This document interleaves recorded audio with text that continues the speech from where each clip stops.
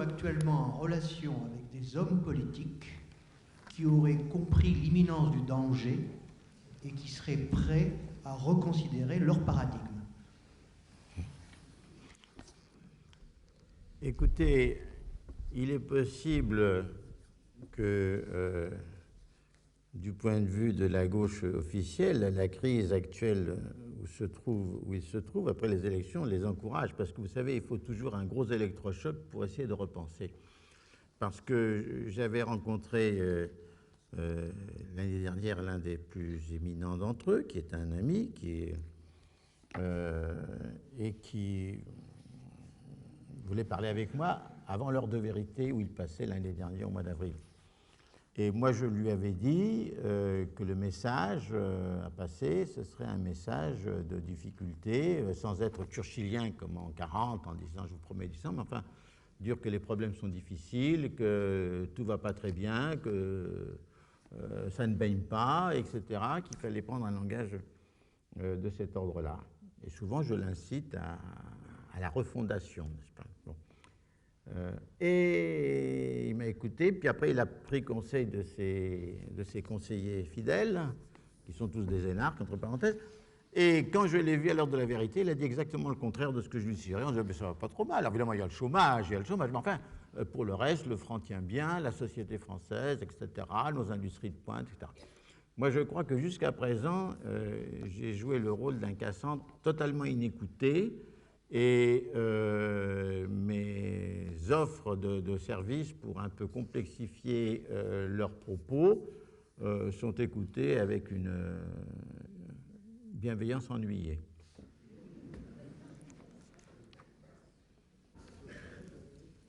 S'il vous plaît, dans quel milieu vous semble-t-il être le plus écouté? Moi?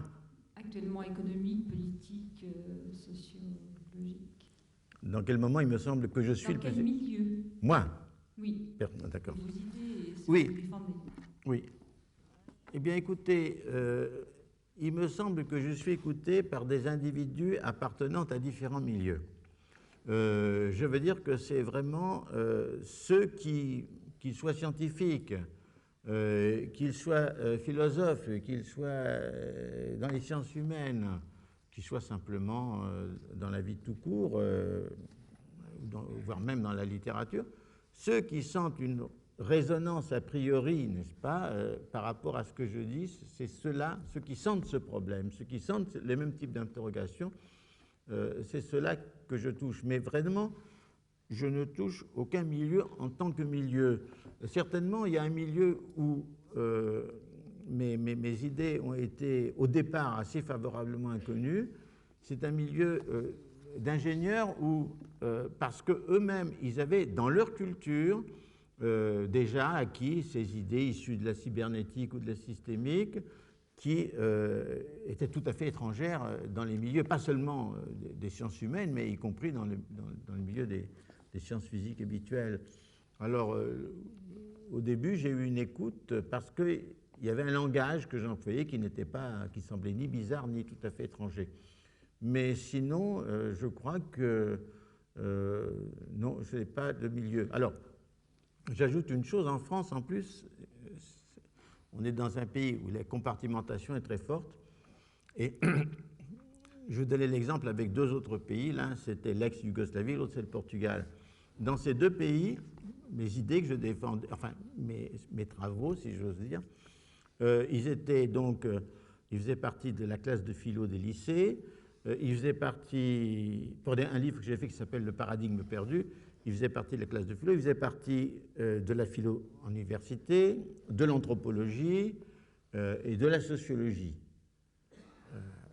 De même en ex-Yougoslavie, alors qu'en France, il ne fait partie ni de la philo, ni de l'anthropologie, ni de la sociologie. Dans ces cas-là, vous savez, ou bien on est un monstre, n'est-ce pas, qui ne concerne aucune de ces disciplines, qui est très structurée, ou bien si on a de la chance, alors on peut, enfin les gens des différentes disciplines pensent trouver utile de se référer à mes idées ou mes réflexions. Alors donc la France, pour moi, est quelque chose où, enfin, j'ai l'impression de prêcher dans le désert institutionnel, disons. une question, si vous voulez bien, de philosophe français et appartenant à l'institution. Et on a parlé de Descartes, et il me semble que dans votre raisonnement, l'adversaire est défini d'une façon un petit peu trop facile. Je veux dire par là, la pensée analytique distingue ou sépare, non pas pour le plaisir d'atomiser, elle distingue ou elle sépare pour dégager des rapports. Ruiner le monde, l'univers qualifié des médiévaux pour mettre à la place le système de la gravitation universelle, c'est parce que je vais désormais raisonner en termes de masse et je vais pouvoir comparer des masses. Alors ma question est la suivante. Dans la mesure où la pensée analytique a pour vue d'établir des rapports, elle ne néglige pas la prise en considération des rapports. En quoi la pensée systémique, en quoi la prise en considération de la complexité renouvelle-t-elle l'idée même de rapport ou de relation? Ben, je crois essentiellement dans la relation entre les parties et le tout, c'est-à-dire la pensée analytique tente à dissoudre le tout. Moi, je ne m'en prends pas à Descartes. Ce n'est pas parce que j'écris quelque chose qui s'appelle la méthode que c'est de l'anti-méthode. Je veux dire, dans Descartes, qui par ailleurs avait des idées très intéressantes et même très complexes, pour moi, le cogito, c'est l'idée d'une pensée récursive, n'est-ce pas, qui s'auto-construit, n'est-ce pas, le concept de moi-je, du je pense. Enfin, je veux dire que moi, je suis pas... Je veux dire, je vise la disjonction, parce que Descartes a formulé une disjonction qui allait triompher dans le courant du développement de la culture occidentale, c'est-à-dire entre la philosophie d'un côté, les sciences de l'autre, le monde du sujet, le monde de l'objet, etc. Je le prends comme modèle paradigmatique à ce niveau-là, mais c'est pas... je ne fais pas de la polémique comme ça, rétrospective, à ce niveau-là. Maintenant, vous avez donné l'exemple de Newton, mais justement Newton, c'est le comble de l'union entre la pensée analytique et synthétique, parce que dans le fond, il a pu relier des phénomènes non reliés. La chute de la pomme, la lune qui ne tombe pas,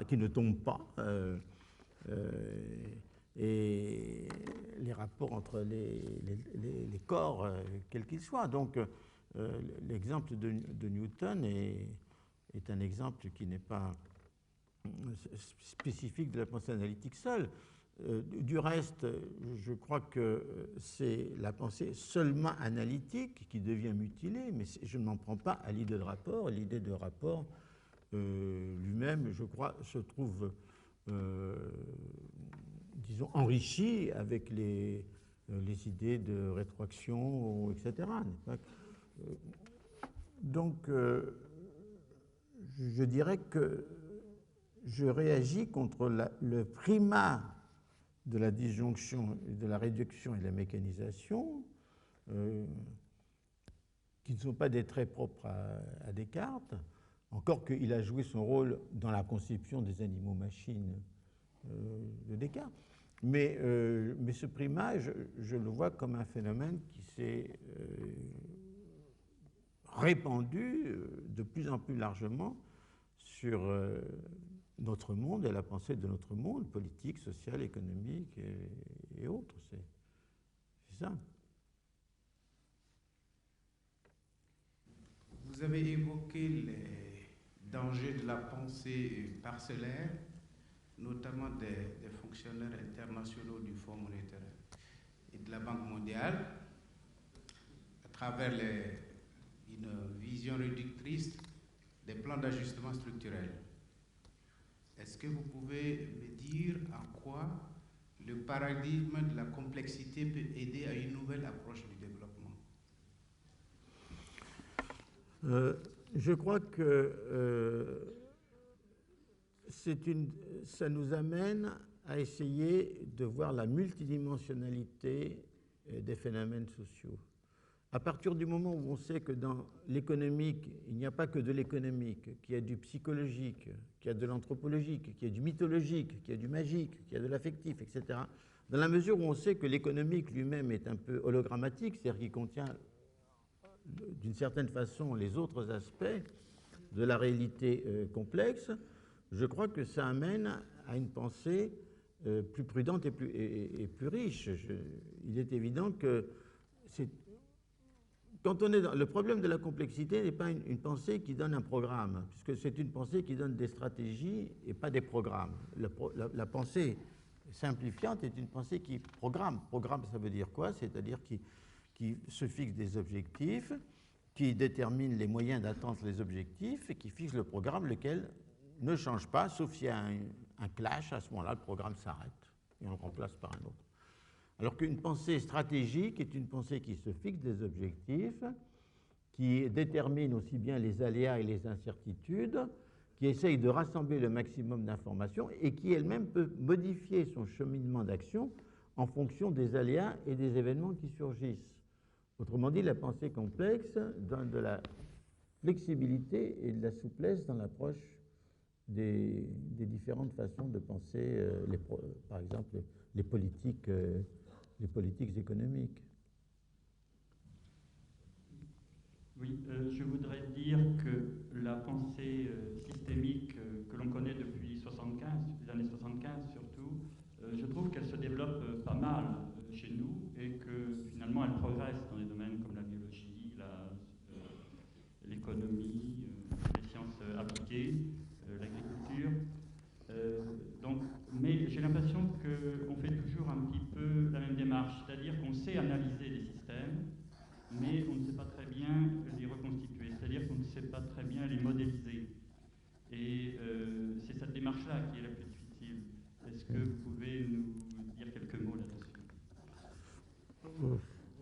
Pas trop. Non, ce que je peux dire surtout, c'est, par exemple, vous savez, toute pensée a deux versions, deux versants. C'est vrai pour toutes les théories, quelles qu'elles soient. Et il y a un versant complexificateur du systémisme, c'est justement cette appréhension de la relation tout-parti, des émergences, des conflits intérieurs, etc.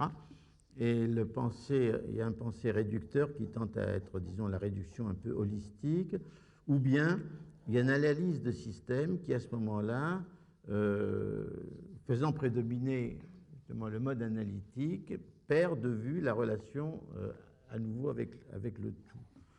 Et moi, je crois que là aussi, c'est un problème de stratégie qui se pose dans chaque cas particulier. Moi, je ne suis pas très versé dans les questions de modélisation, dont s'occupe beaucoup plus mon ami Lemoigne, par exemple. Mais ce que je crois, c'est que pour moi, la pensée systémique, c'est un élément d'un ensemble. C'est-à-dire, je pense qu'il y a le système et plutôt ce que je préfère dire l'organisation. Parce que le danger du mot système, on dit le système vivant. Alors que si vous dites l'organisation d'un être vivant, ça ne dissout pas immédiatement l'idée d'être et d'individu. Alors je préfère à vous dire une pensée organisationnelle, d'autant plus que à partir du concept d'organisation qui est beaucoup plus riche, n'est-ce pas, qu'il le laisse voir au premier abord, on peut arriver à un étage autre, plus complexe, qui est l'étage de l'auto-organisation, puisque l'auto-organisation, c'est de l'auto-éco-organisation. Et ainsi de suite. C'est-à-dire que l'on peut s'élever dans la complexification, parce que l'auto-éco-organisation vivante n'est pas du tout la même que l'auto-éco-organisation sociale d'une société humaine. Alors, je pense qu'il faut là aussi intégrer et dépasser le concept de système. Enfin, par rapport à votre question, malheureusement, je ne peux pas vous éclairer.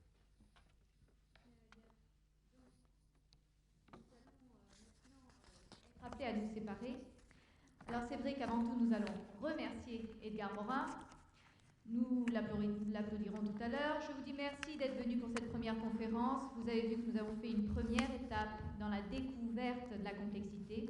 Mais la fin n'est pas la fin, ça n'est que le début ou la continuité de votre réflexion. Rendez-vous de toute façon le 13 mai pour la suite des aventures de l'IHT. À bientôt.